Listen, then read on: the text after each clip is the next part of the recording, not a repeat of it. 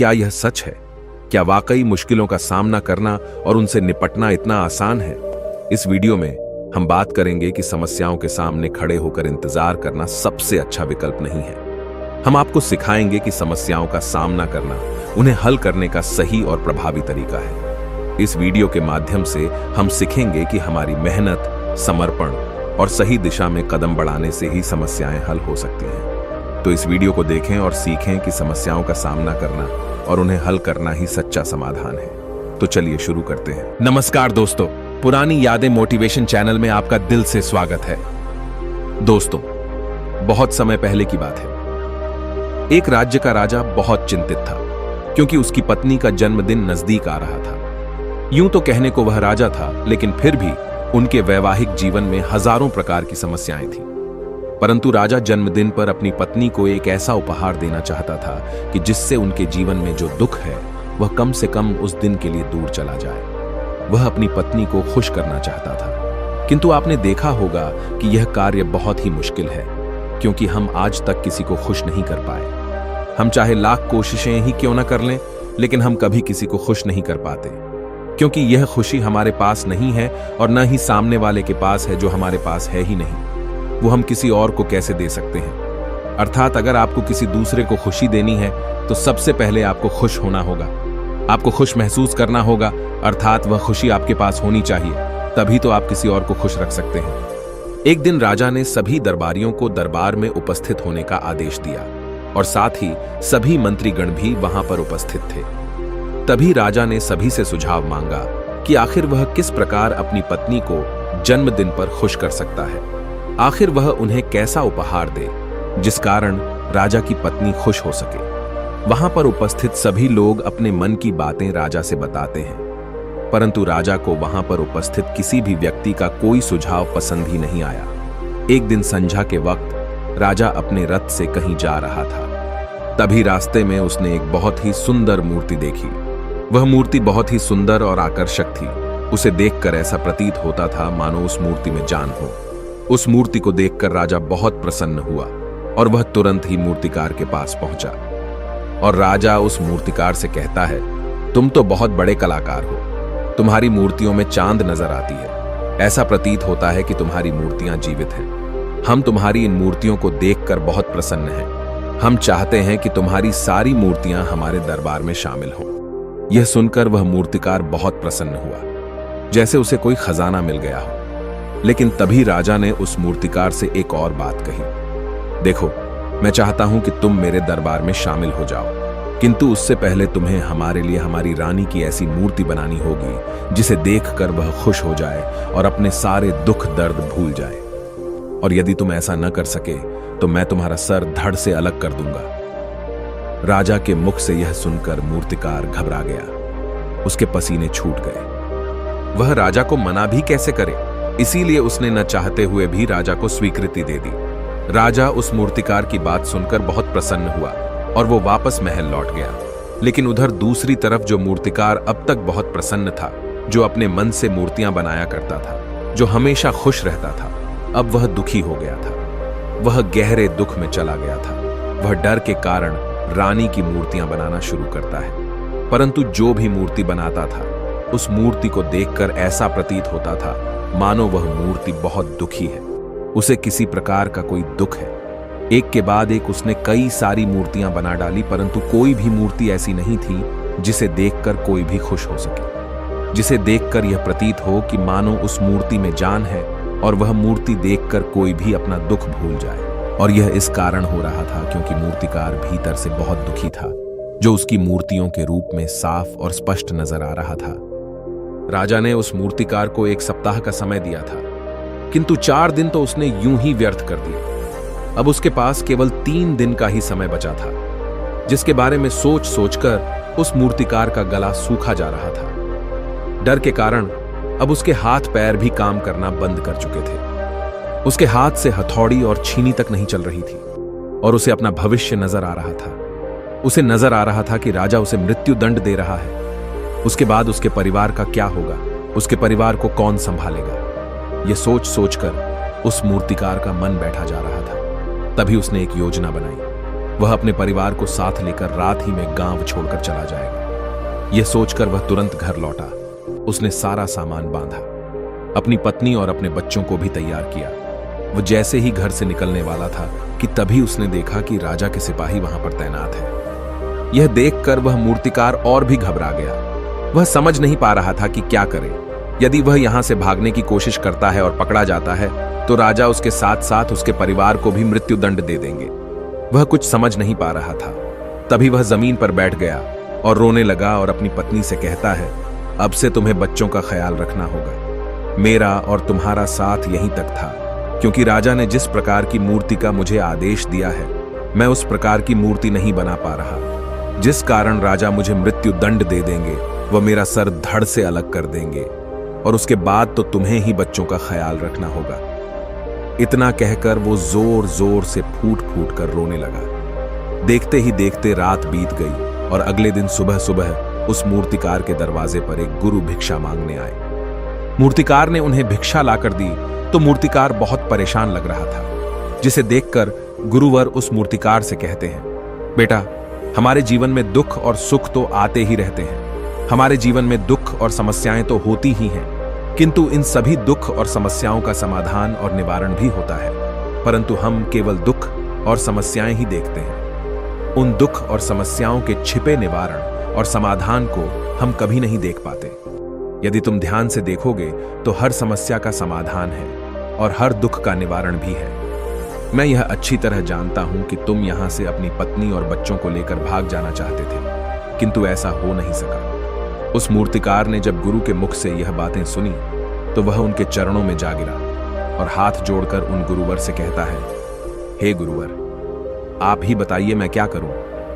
राजा ने मुझे मूर्ति बनाने का आदेश दिया है, किंतु मैं चाहकर भी मूर्ति नहीं बना पा रहा, और यदि मैंने मूर्ति नहीं बनाई तो राजा मुझे मृत्यु दंड दे देंगे और उसके बाद मेरे परिवार का क्या होगा, उनका ख्याल कौन रखेगा। तभी गुरुवर उस मूर्तिकार से कहते हैं, बेटा, आंख बंद कर लेने से कुछ नहीं होने वाला, क्योंकि दुख और समस्याएं तो वहीं की वहीं खड़ी रहती हैं। ध्यान देने और कर्म करने से सब कुछ बदल जाता है। यदि तुम केवल आंखें बंद करके यह सोचोगे कि तुम्हारी समस्याएं चली जाएंगी तो ऐसा कभी नहीं होगा। इतना कहकर उन गुरुवर ने उस मूर्तिकार के कानों में कुछ कहा और उसके बाद वह वहां से चले गए। उन गुरु के वहां से चले जाने के बाद वह मूर्तिकार महल गया, जिसे देखकर राजा उस मूर्तिकार से कहता है, लगता है तुमने समय से पहले ही एक अद्भुत मूर्ति तैयार कर ली है। बताओ वो मूर्ति कहां है, मैं भी उसे देखना चाहता हूं। इस पर मूर्तिकार जवाब देते हुए कहता है, महाराज, अभी तक मैंने मूर्ति तैयार नहीं की है,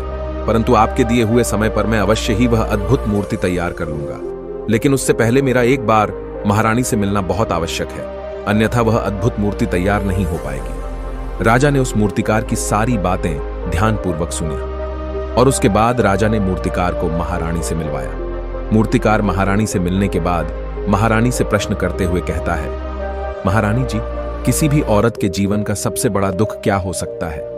इस पर महारानी जवाब देते हुए उस मूर्तिकार से कहती हैं, किसी औरत का मानव बन पाना उसका सबसे बड़ा दुख है। तभी वह मूर्तिकार महारानी से एक और प्रश्न करते हुए कहता है, महारानी जी, किसी औरत के जीवन का सबसे बड़ा सुख क्या है। महारानी उस मूर्तिकार के इस प्रश्न का जवाब देते हुए कहती है, किसी भी औरत के जीवन का सबसे बड़ा सुख उसके पति और उसके बच्चों का उसके पास होना है। महारानी के मुख से अपने प्रश्नों का जवाब जानकर मूर्तिकार बहुत प्रसन्न हुआ और उनसे आज्ञा लेकर वह वापस अपने घर लौट आया और अब से वह दिन रात उस मूर्ति पर काम करने लगा। देखते ही देखते पूरे 3 दिन पूरे हो गए। आखिरकार रानी के जन्मदिवस वाले दिन वह मूर्तिकार उस मूर्ति को लेकर राजमहल पहुंचता है। लेकिन अब राजा के मन में यह बेचैनी थी कि पता नहीं उस मूर्तिकार ने आखिर कैसी मूर्ति बनाई होगी, पता नहीं वह मूर्ति महारानी को पसंद आएगी भी या नहीं। इस प्रकार के कई प्रश्न राजा के मन में चल रहे थे। राजा के मन की बेचैनी लगातार बढ़ती ही जा रही थी, लेकिन उधर दूसरी तरफ राजा को उस मूर्तिकार पर पूर्ण विश्वास भी था, क्योंकि राजा ने पहले ही उस मूर्तिकार के हाथों की कला देखी हुई थी। इसलिए एक तरफ उनके मन में यह भी विचार चल रहे थे कि उस मूर्तिकार ने जरूर ही अद्भुत मूर्ति बनाई होगी। वह मूर्ति सफेद कपड़ों से ढकी हुई थी। तभी राजा ने उस मूर्ति की ओर इशारा करते हुए रानी से कहा, यह आपका जन्म दिवस का तोहफा है, इसे कबूल करें। उसके बाद रानी ने अपने हाथों से उस मूर्ति से वह कपड़ा हटाया और उस मूर्ति को देखते ही रानी की आंखों से आंसू बहने लगे। और यह देखकर राजा को ऐसा प्रतीत हुआ कि मानो महारानी को यह मूर्ति पसंद नहीं है। इसलिए राजा ने तुरंत ही क्रोधित होकर अपने सिपाहियों को आदेश दिया और उस मूर्तिकार को बंदी बनवा लिया। लेकिन तभी महारानी राजा से कहती है, रुकिए, इस मूर्तिकार ने तो मेरा दुख और सुख एक ही मूर्ति में निकाल दिया है। इस मूर्ति में मेरे पति मेरे साथ है और मेरे हाथ में मेरा बच्चा है। इससे सुंदर मूर्ति मैंने आज तक नहीं देखी। ये बहुत ही लाजवाब है, अद्भुत है। इससे सुंदर तोहफा मेरे लिए और कोई नहीं हो सकता। काश ऐसा मेरे जीवन में वास्तव में हो जाए, मेरे पति भी मेरे साथ हों और मेरे हाथों में मेरा बच्चा हो। महारानी की ये सारी बातें सुनकर और मूर्ति को देखकर राजा को अपनी गलती का एहसास हुआ। राजा अपनी प्रजा और अपने साम्राज्य की देख रेख में इतना व्यस्त रहता था कि वह कभी अपनी पत्नी को समय नहीं दे पाता था, जिस कारण राजा की आंखों से आंसू बहने लगे और दरबार में उपस्थित सभी लोग वह मूर्ति देखकर हैरान। आज तक किसी ने भी ऐसी सुंदर और जीवित मूर्ति नहीं देखी थी, जिसमें सुख और दुख एक साथ नजर आ रहे हों। उसके बाद उस राजा ने उस मूर्तिकार को रिहा करवाया और उसे ढेरों इनाम दिए और अपने राज्य दरबार में जगह भी दी। किंतु उस मूर्तिकार ने इनाम तो स्वीकार कर लिया, परंतु राज दरबार में उसे जगह नहीं ली और हाथ जोड़कर राजा से कहता है, हे महाराज, मेरी आपसे विनती है, आपने मुझे चेतावनी दी थी, यदि मैं ये मूर्ति नहीं बना सका तो आप मुझे मृत्यु दंड दे देंगे। किंतु मैं आपसे बस इतना ही कहना चाहता हूं, हम में से चाहे कोई भी प्राणी क्यों ना हो, सभी के प्राण उतने ही कीमती है जितना कि आपका या महारानी के हैं। इसीलिए किसी को भी बिना दोष के दंड नहीं देना चाहिए। मेरी पत्नी ने मुझसे कहा था कि राजा की दोस्ती और दुश्मनी दोनों ही अच्छी नहीं है, इसीलिए मुझे आपके राज दरबार में कोई स्थान नहीं चाहिए। मैं अपनी छोटी सी दुनिया में बहुत खुश हूं। मैं अपने छोटे से परिवार के साथ बहुत खुश हूं। मैं आज तक जो करता आया हूं, मुझे वह पसंद है और मैं अपने पूरे जीवन काल वही करना चाहता हूं। मैं जैसा हूं, जिस हाल में हूं, मुझे बहुत प्रसन्नता है कि मैं आज इतना खुशहाल इंसान हूं। अब मुझे आज्ञा दीजिए। इतना कहकर वह मूर्तिकार वहां से चला गया। दोस्तों, इसी प्रकार हमारे जीवन में भी बहुत बड़े बड़े संकट और दुख आते जाते हैं, किंतु वास्तव में तो यह दुख और संकट हमें कुछ सिखाने के लिए आते हैं, किंतु हम तो केवल उन दुख और समस्याओं को ही देखते रह जाते हैं। हम उनका निवारण खोजने का तनिक भी प्रयास नहीं करते, और जब हम दुख के समय क्रोध करते हैं तो हम वास्तविकता में अपना ही नुकसान कर लेते हैं। जो व्यक्ति समझदार होते हैं वह अपने दुख और परेशानियों से यह सबक सीख ही लेते हैं कि उन्हें विषम परिस्थितियों में शांत रहकर उन दुखों का निवारण करना चाहिए, उन समस्याओं का समाधान करना चाहिए। किंतु हम में से अधिकांश लोग यह नहीं सीख पाते और वे लोग दुख और परेशानियों के समय पर क्रोधित हो ही जाते हैं। वह इस बात को अच्छी तरह जानते हैं कि हमें दुख और समस्या के समय पर शांत रहना चाहिए और उसका समाधान खोजने का प्रयास करना चाहिए, किंतु हम बार बार वही गलती दोहराते रहते हैं। जब भी हमारे सामने कोई विषम परिस्थिति उत्पन्न होती है तो हम बार बार क्रोधित हो जाते हैं और क्रोध में आकर हम अपना ही नुकसान कर लेते हैं, क्योंकि क्रोध में हम कभी भी कोई चीज सीख नहीं सकते। क्रोध में हमारा मस्तिष्क काम करना बंद कर देता है और उसे केवल वह परिस्थिति नजर आती है, वह समय नजर आता है जो उसके खिलाफ है और जो जीवन के दुखों से, इन समस्याओं से कुछ सीख नहीं पाता। ऐसा व्यक्ति पूर्ण रूप से एक दलदल में फंसे हुए इंसान की तरह है, जो परिस्थितियों के दलदल में कुछ इस प्रकार फंस चुका है कि वह वहां से निकल नहीं सकता। फिर वह चाहे कितना भी हाथ पैर क्यों न मार ले, और जितना हाथ पैर मारेगा वह उतना ही उस दलदल में फंसता चला जाएगा। जबकि आपको हाथ पैर न मारकर बल्कि शांत रहकर अपने मस्तिष्क का प्रयोग करना चाहिए और यह सोचना चाहिए कि इस दुख, इस समस्या और इस विषम परिस्थिति का समाधान क्या हो सकता है। किंतु आप तो अपने आप को पहले से ही दलदल में डाल चुके हैं और ऐसी स्थिति में आप बाहर निकलने के बारे में न सोचकर लगातार और हाथ पैर मारकर आप अपने आप को उस दलदल में और भी नीचे डुबाते जा रहे। तो ऐसी परिस्थिति में आप भला उस समस्या, उस परिस्थिति का सामना कैसे करेंगे, वहां से बाहर कैसे निकलेंगे? और वहीं पर जो व्यक्ति थोड़े भी जागृत है, जो दुख और समस्याओं का निवारण और समाधान खोजने में वास्तव में अपना समय लगाते हैं, वह यह जानते हैं कि निवारण और समाधान एक हीरे की तरह है, वह हीरे की खान की तरह है। जिस प्रकार एक हीरे को ढूंढा जाता है, फिर उसे तराशा जाता है, जिसके बाद उस हीरे की कीमत बहुमूल्य हो जाती है, ठीक वैसे ही दुख और समस्या में समाधान और निवारण खोजने की आवश्यकता होती है और वह हमें खोजने भी चाहिए। और जब आपको मिल जाते हैं तब आपको एक ऐसी संपदा मिलती है, एक ऐसी समझ, एक ऐसा विश्वास, एक ऐसी शक्ति मिलती है कि उसके बाद आपके सामने जब भी कोई समस्या या कोई परेशानी आती है तो आप अकेले नहीं होते, बल्कि आप यह समझ जाते हैं कि वह विषम परिस्थिति आपको कुछ सिखाने आई है और आप उसका डटकर सामना करते हैं। उससे वह सारी चीजें सीखते हैं जो वह आपको सिखाना चाहती है और उसके बाद आप और भी मजबूत होते चले जाते हैं। आपका विश्वास और भी बढ़ता चला जाता है, आप और भी शक्तिवान और बलवान होते चले जाते हैं। इसीलिए महात्मा बुद्ध कहते हैं कि यदि दुख है तो उसका निवारण भी है, यदि समस्या है तो उसका समाधान भी है। इसीलिए केवल दुख में उलझे मत रहिए, बल्कि उस दुख का निवारण कीजिए, और यही आपको करना चाहिए।